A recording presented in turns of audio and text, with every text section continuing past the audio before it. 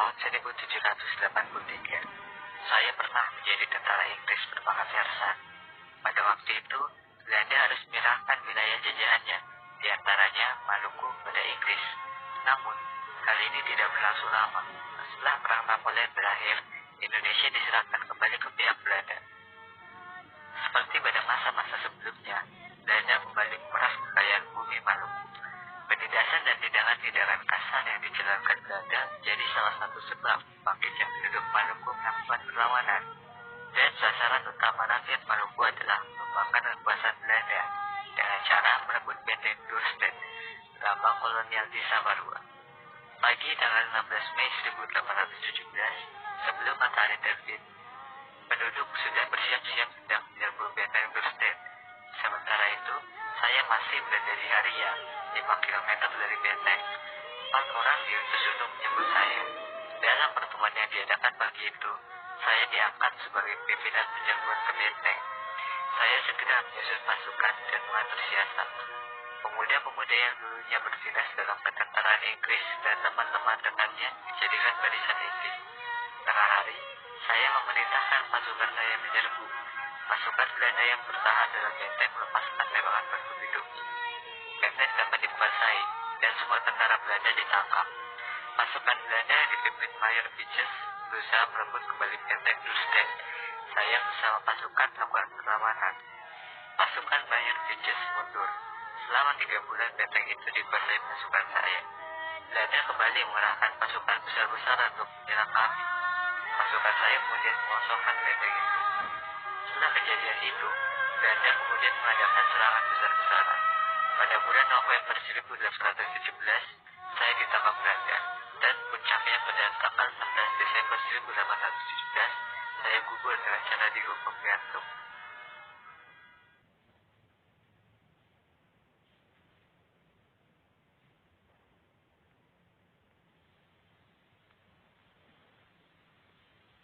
Semasa muda, saya bernama Gusti Inokartapati.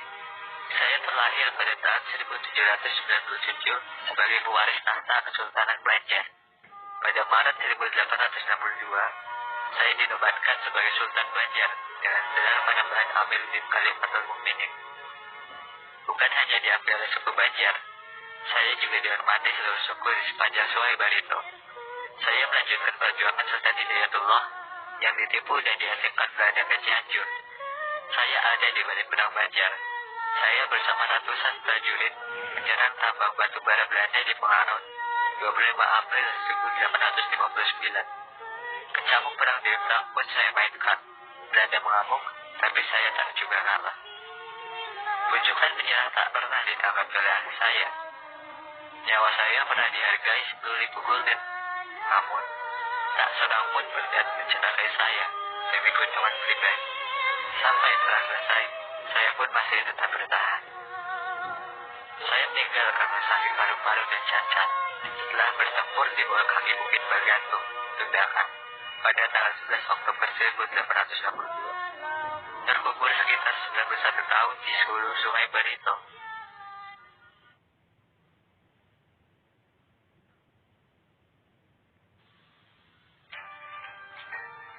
Nama saya mencuat karena Perang Badri. Mulanya, perang yang berlangsung lama itu merupakan perang antara kaum adat dan ulama di Sumatera Barat. Saya sendiri termasuk ulama. Nama asli saya adalah Muhammad Syahab. Ayah saya bernama Buya Rudi. Sebagai ulama dan pemimpin masyarakat, saya dapat beberapa gelar, yaitu Syarif, Malim Basha, dan Tuanku Imam. Saya disebut Tuanku Imam Bonjol. Bonjol sendiri merupakan daerah kelahiran saya. Saya memimpin kaum ulama dalam Perang Badri. Berawal dari konflik sesama masyarakat, peristiwa itu menjadi perang melawan Belanda. Masyarakat akhirnya sadar, mereka tak seharusnya saling menyerang, hanya karena persoalan adat dan agama. Apalagi kondisi itu dimanfaatkan Belanda untuk memecah belah. Kaum adat dan ulama akhirnya bersatu melawan penjajah. Belanda pakai dua lahan. Sampai pada tahun 1824, Belanda mengajak kaum Badri berdamai dan perjanjian massam. Tapi, Belanda sendiri yang melanggar perjanjian. Perang berlanjut. Pada bantuan untuk Belanda datang dari Batavia, rakyat semakin resah. Belanda kemudian dan Majang Raya kembali beruntun pada 28 Oktober 1937 di Paluku. Namun, baru tiba saya langsung ditangkap. Saya dibuang ke Cianjur, Jawa Barat, dipindahkan ke Ambon sampai Minahasa. Pada 8 November 1864, saya meninggal di Palestina.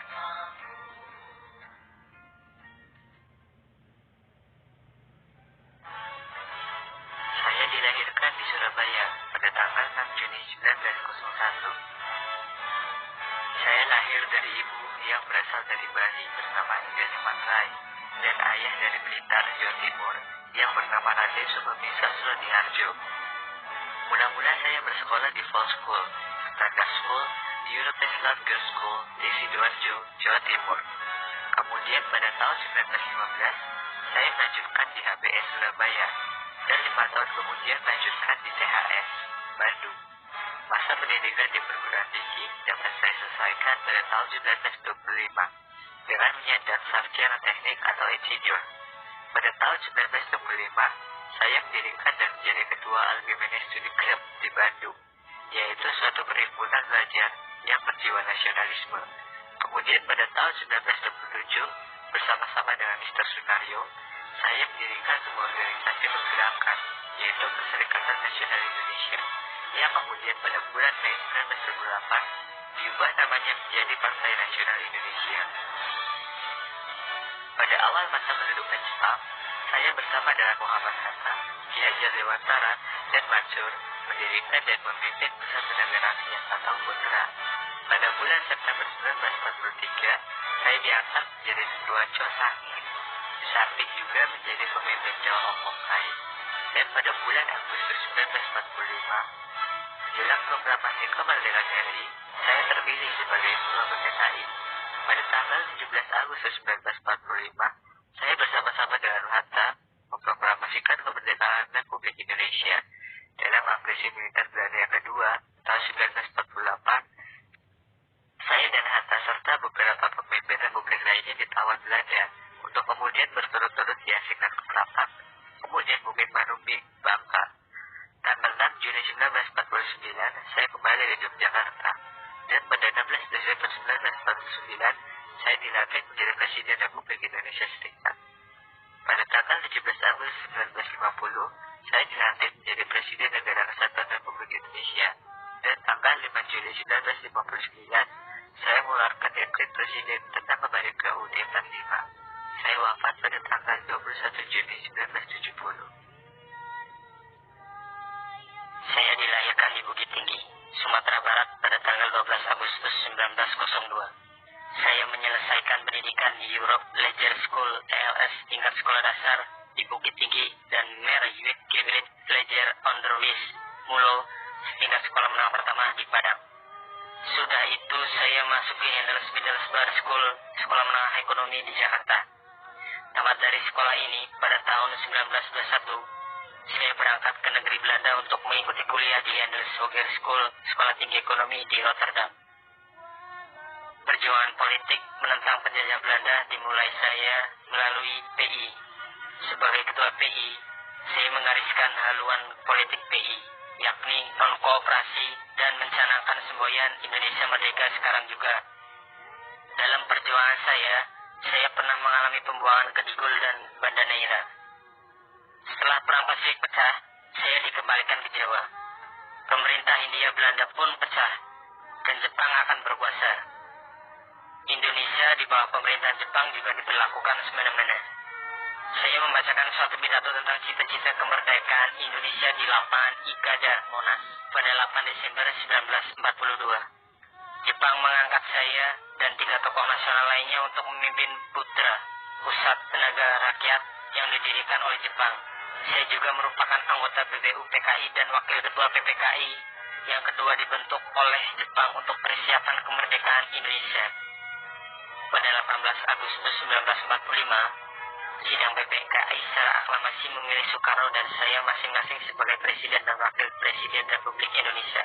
Jabatan sebagai Wakil Presiden ditangguh saya sampai saya mengundurkan diri pada tanggal 1 Desember 1956, diselingi oleh periode singkat sebagai Perdana Menteri Republik Indonesia Serikat dari Desember 1949 sampai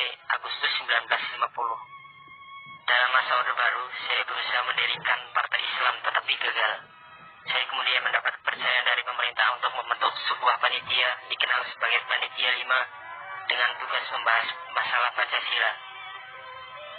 Saya yang lebih dikenal dengan sapaan Bung Hatta meninggal dunia pada tanggal 14 Maret 1980.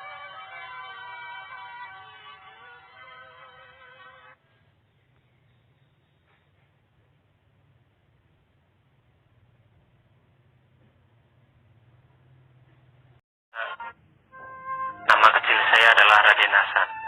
Saya putra dari Sultan Muhammad Badaruddin bin Susunan Ahmad Najamuddin dan Ratu Agung Putri Datuk Murni bin Abdullah Al-Hadi. Saya dinobatkan pada hari Selasa 22 Zulhijjah 1218 atau 1803 Masehi sebagai Raja Palembang yang ketujuh dan bergelar Sultan Mahmud Badaruddin II. Pada tanggal 14 September 1811 terjadi peristiwa loji Sungai Aur, yaitu 4 hari sebelum terjadi penyerahan di Tuntang. Saya telah mengakhiri pengaruh kekuasaan Belanda di bumi Palembang dari pengaruh kekuasaan asing. Saya sebagai seorang pemimpin punya pandangan yang jauh ke depan dan dapat mempergunakan kesempatan yang tepat untuk membebaskan Kesultanan dan rakyat Palembang dari pengaruh kekuasaan asing. Pada tanggal 18 September 1811, berdasarkan perjanjian Tuntang, Belanda menyerahkan Palembang ke Inggris. Ini merupakan awal dari upaya mengadakan perlawanan terhadap angkatan perang Inggris di kota Palembang. Saya menyingkir ke daerah pedalaman untuk kemudian mengatur perang gerilya bersama rakyat. Perang gerilya yang dipimpin oleh saya di daerah pedalaman inilah memaksa Inggris harus mengakui keunggulan saya dan kemudian mengakui pula kedaulatan saya sebagai seorang raja. Belanda yang berdasarkan perjanjian Inggris-Belanda tanggal